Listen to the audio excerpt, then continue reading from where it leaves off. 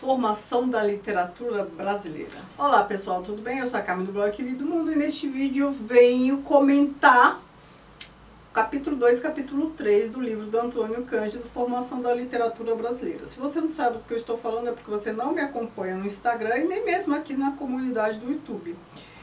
Neste ano de 2020, eu estou fazendo leitura compartilhada com muitos de vocês desta obra aqui, Formação da Literatura Brasileira. É uma obra do Antônio Cândido em que a gente vai ler durante quase todo o ano, praticamente. Então, assim, de janeiro a novembro. Sendo que o trecho lido no mês, ele vai ter vídeo sobre ele no mês posterior, no mês seguinte, sempre na última semana do mês. Então, agora a gente está na última semana de março, estou comentando o trecho lido em fevereiro. A divisão de leitura dos capítulos e tudo mais está aqui embaixo no box de informação. Também tem link do post em que eu vou relacionando tudo lá no blog para você acompanhar melhor. Então vamos à obra. Logo aqui no começo, o Antônio Cândido fala que em meados do século XVIII, a literatura aqui do Brasil ela era um subproduto da vida religiosa e da sociabilidade das classes dirigentes. Porque eram essas as relações de destaque aqui do Brasil colônia naquele momento. E ele fala de uma literatura associativa, que classifica em 3 categorias. A associativa permanente, temporária e ocasional. A permanente era cultural. A temporária e a ocasional, elas eram comemorativas. Então, em momentos comemorativos, faziam lá performance e tudo mais. Ele exalta que a literatura era grupal, não havia pessoas de destaque, né? Então eram grupos. Como era algo novo, é bom que se tenha interlocução, né? Você vai discutir com alguém, é bom você discutir com alguém algo que não te é familiar. Então havia grupos literários. Eu imagino que fossem uma espécie de grupos de estudo sobre literatura. E esses grupos foram cruciais para a criação de um sistema literário, porque a partir deles que começou a surgir uma cultura literária, cultura no sentido que eu falei no outro vídeo, né? De o sistema, ele deixa bem claro, literatura como um sistema. Então, a gente já tem uma atmosfera literária aqui, e depois, num outro momento, a gente vai ter produção literária. Então, a gente já começa a ter um mercado literário, pensando no consumo, a gente já tem leitores. Porque antes deste período, 1750, a gente tinha iniciativas, a gente tinha literatura produzida mais para europeu, entender o que havia aqui no Brasil. É só a gente lembrar que o que a gente considera produção literária anterior a 1750 são o que? Cartas do Anchieta, os sermões do Vieira. Então a gente está falando de padres que nem eram brasileiros, e não que o fato de não serem brasileiros não signifique que a literatura que eles produziam não era brasileiro, não é isso. Estou dizendo que eles não eram brasileiros, eles eram europeus. Então eles tinham um olhar diferente sobre o Brasil. Então havia um interesse mais de relatar como era o Brasil, como os índios se comportavam e tudo mais, para os europeus. Então, assim, não havia um interlocutor brasileiro. A ideia inicial não era produzir algo para uma sociedade brasileira. Ah, depois teve Gregório de Matos, teve. Mas o Antônio Cândido fez um recorte claro aqui, né? Vou tratar da literatura brasileira quando começou a surgir um sistema literário brasileiro, com produção literária, com leitores e com dinâmica literária. E assim, se a gente pensar que a literatura era um subproduto das práticas religiosas e tal, o que a gente pode imaginar de conteúdo aqui?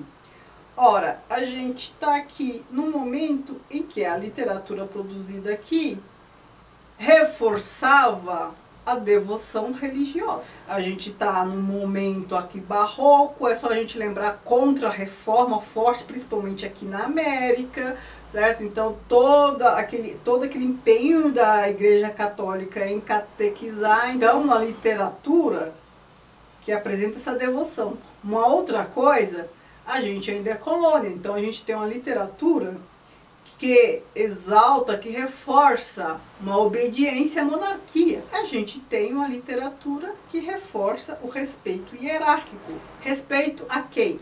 Ora, a igreja e a monarquia.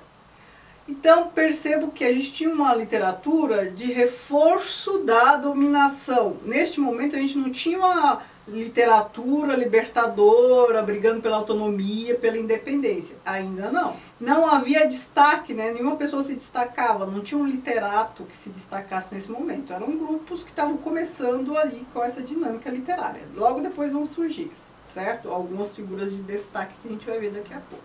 Um outro aspecto que é bom a gente lembrar, não que seja novidade, mas às vezes a gente não para pensar nisso, que a literatura produzida nesse momento era poesia. Não é que não existisse romance ainda, mas se a gente pensar que a gente está em meados do século XVIII, já havia Don Quixote, já havia romance, já existia romance na Europa, mas era tudo muito incipiente, porque romance mesmo, produção de romance mais sistemática, começou a ser representativa no final do século XVIII e mais fortemente no século XIX. Isso na Europa, imagina aqui na colônia.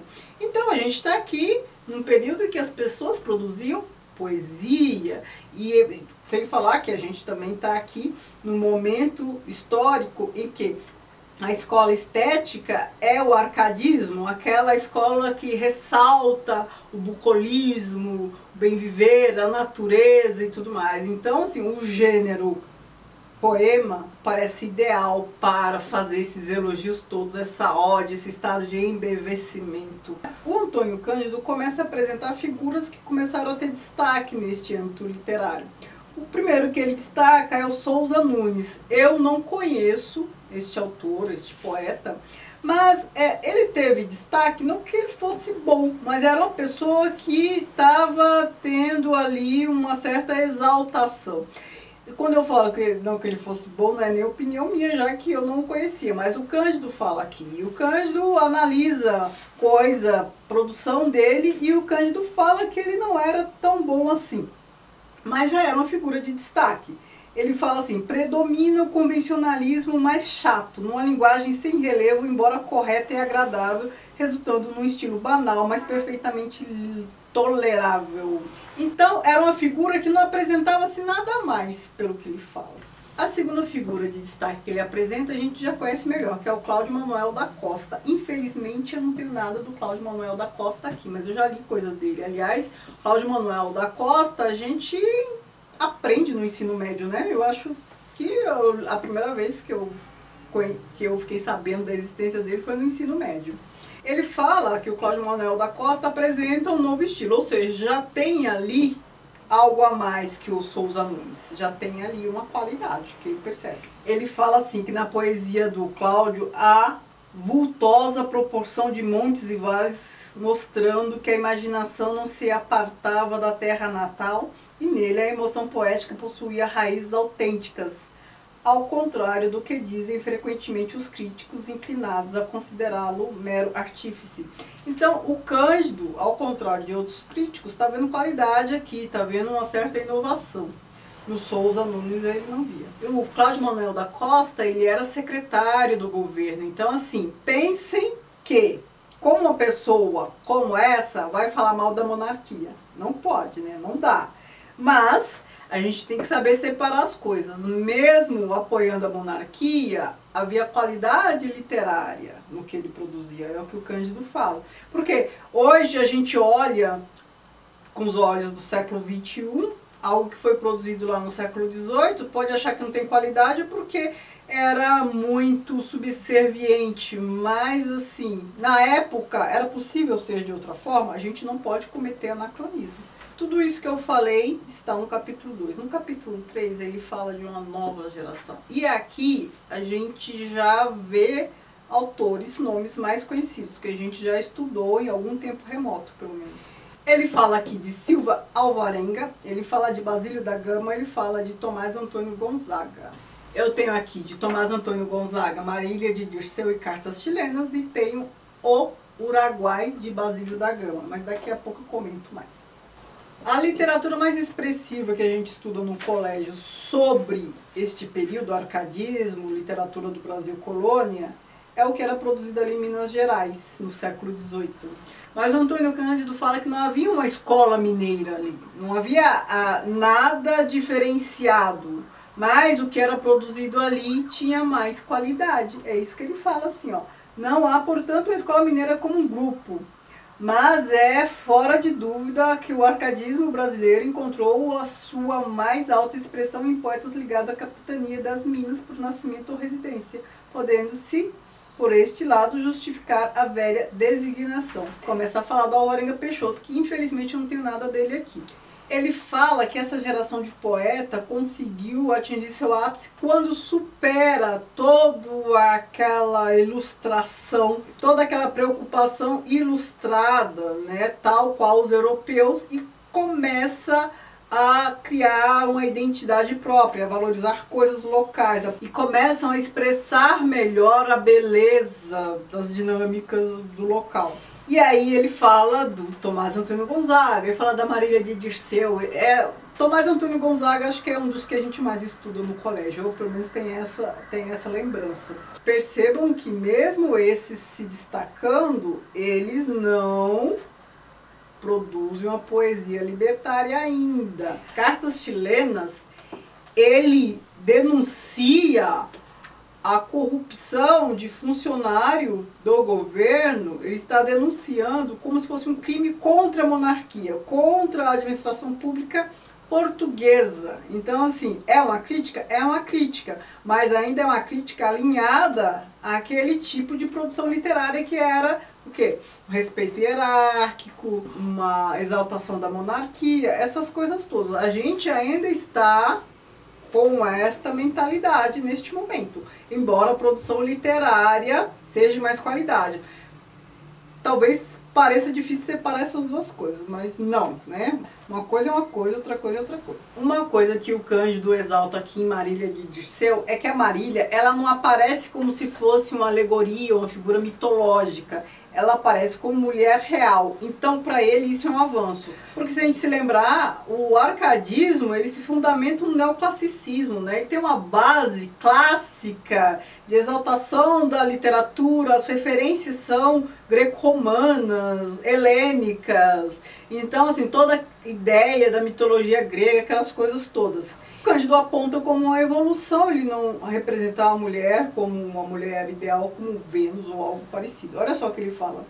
Marília aparece então realmente como noiva e esposa, desimpedida de toda a tralha mitológica, livre da idealização exaustiva com que aparece em outros poemas. Então percebam que a gente precisa de um crítico, um estudioso daquele momento histórico para exaltar essas coisas que a gente sozinho não consegue, porque tempos remotos demais, né? Meados do século XVIII, que era produzido lá, a gente tem dificuldade de entender como as pessoas viviam, quais eram as relações, o que era importante naquele momento. Então, a gente precisa de um apoio para ler a produção literária daquele momento por conta disso, certo? A não ser que você seja um estudioso e conheça bem, para perceber essas sutilezas. Eu não teria percebido isso lendo o poema puramente, fazendo essa comparação que ele fez. Ele fala que o Tomás Antônio Gonzaga supera o Cláudio Manuel da Costa porque ele traz uma inovação para a literatura brasileira. Ele fala que ele apresenta um plano mais individual, mais natural que o Cláudio, né? Ou seja, com características próprias. Então ele inova, ele moderniza. Porque segundo o Cândido, o Cláudio era ainda acadêmico, ou seja, ele seguia todos os preceitos direitinho de métrica e tal. Ele estava ainda ali no estágio da imitação. O que ele produzia já tinha qualidade? Tinha qualidade. Mas não tinha muita inovação se a gente comparar com o Tomás Antônio Gonzaga. Uma outra coisa que ajuda a poesia do Tomás Antônio Gonzaga ter essa individualidade é a própria experiência de vida dele, né? A gente sabe quando estourou lá a Inconfidência, né? Quando teve toda a denúncia, ele acabou sendo preso, foi extraditado e tal. Não se casou com a Marília, foi lá para a África, não lembro se Angola ou Moçambique, acho que Moçambique. Pensem o que é uma situação como essa para um poeta que tem grande sensibilidade. Com toda essa sensibilidade que ele tinha, a produção dele ficou com maior qualidade, né? É nos momentos de agrura que a gente fica mais, sei lá, emotivo, mais um monte de coisa. E aí ele fala do Basílio da Gama e do épico Araguaia. O Cândido fala que não é uma epopeia, embora muitos considerem esta como uma epopeia. Ele fala que ela é lírica, pois heróica e didática, mas epopeia não. E o que ele exalta de qualidade é que este poema aqui, com tudo que ele conta, não é a exaltação de um herói. Ele fala que deixa de ser para seu estudo em período ali, de uma época, de uma situação. Ó, vou ler o trechinho. O poema deixa de ser a celebração de um herói para tornar-se o estudo de uma situação. A Guerrilha do Sul superpõe-se o próprio drama do choque de culturas. Ele fala que o poema tem mais importância por conta disso, porque também é uma inovação. E aqui também a gente já tem uma cultura indianista, né? Aqui começa a surgir o que o José de Alencar desenvolveu lá no século XIX, com o Guarani e outras coisas.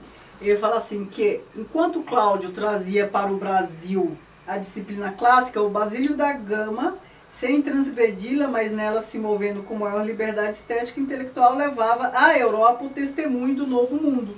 Ou seja, contando esses conflitos aqui, que não estava tudo bem nada, ele leva ao velho mundo uma realidade bem local. E o Cláudio fazia o caminho inverso, trazia para cá, né, todo o academicismo lá europeu. O que é muito legal nesta obra do Cândido é que, além de analisar as obras, ele traz trecho das obras e analisa, que eu não estou trazendo para cá para isso não ficar muito longo, ele faz comparação. Além também de dar dados do contexto, toda a situação histórica, ele faz comparação entre os poetas, entre os autores, no que um ganha, no que o outro perde. Isso tem muito valor. Bem, os meus destaques são esses, né? Teria muito mais coisa para falar, mas para esse vídeo não ficar gigante, eu paro por aqui. Me digam quais os trechos que vocês destacam, o que vocês mais gostaram de ler. Eu acho que a ideia é que, a partir que a gente vai avançando na leitura, o conteúdo vai ficando mais fácil, porque vai ficando mais próximo. Coisa que a gente estudou no ensino médio. Eu disse para vocês no primeiro vídeo que ler Antônio Cândido é fácil. E é fácil mesmo. Tem gente que fala, mas eu tô com dificuldade. A dificuldade não está na escrita do Cândido, está no conteúdo, né? Aqui é tempos remotos demais, uma literatura muito específica, uma produção muito específica. Primeiro que poesia já não é fácil, depois a realidade é muito distante da gente. Então, assim, o conteúdo sobre o qual ele discorre é que nos é mais difícil, mas não o como ele discorre. Pelos trechos que eu li, vocês perceberam que é fácil, ele escreve de maneira fácil. Certo? Muito obrigada por assistir e não se esqueçam de se inscrever neste canal, de me seguir nas redes sociais, o Querido Mundo, Instagram e Facebook, que é a página do blog. Obrigada, beijo, tchau, tchau.